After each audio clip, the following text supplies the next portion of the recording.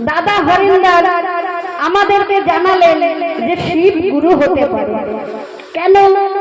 উনি অনেক কষ্ট করেছেন, সেই ছোট বয়স থেকে কষ্ট করে তাপ জপ করে অনেক গুরুকে পাল্টে তারপরে শিবকে গুরু রূপে পেয়েছেন।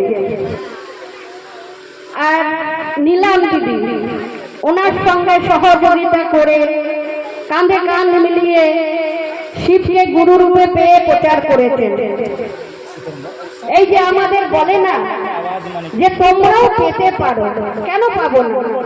শিবকে যখনই আমরা নিজের করে নেব তাহলে আমরা কেন অনুভূতি পাবো না? অনুভূতি তো শিব সব সময় দিতে থাকেন।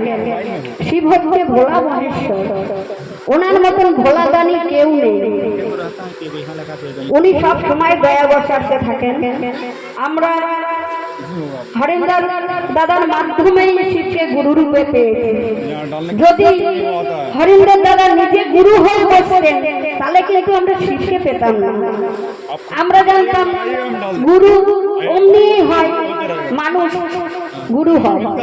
আমরা তো সব দিনই জেনে এসেছি যে মানুষরাই গুরু হয়, কিন্তু একমাত্র হরিন্দার দাদা পুরো উনি জেনে নিয়েছিলেন যে গুরু একমাত্র শিব হতেই পারে।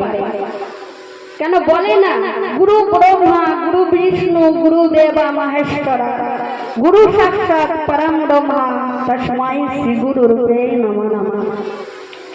একমাত্র উনিই বললেন যে শিবকে আমি গুরু রূপে পেয়েছি, তোমরাও পেতে পারো। ওনার মাধ্যমেই আমরা শিবকে গুরু রূপে পেয়েছি।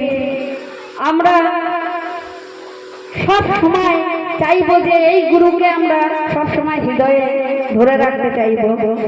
কেন আমরা গুরুর কাজ করতে পারছি না?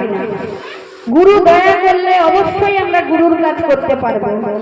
সবাইকে একত্রিত হতে হবে, তবেই আমাদের গুরুর পথে আমরা চলতে পারবো। যেমন কি নীলাম দিদি রাজার মেয়ে থেকেও উনি যদি মানুষকে রাস্তা থেকে ডেকে এনে চা জল খাবার খাইয়ে তার এঁঠো বাসন ধুইয়ে তাকে গুরুর পথে নিয়ে যেতে পারে, আমরা তো ওইসব কিছুই করতে পারিনি।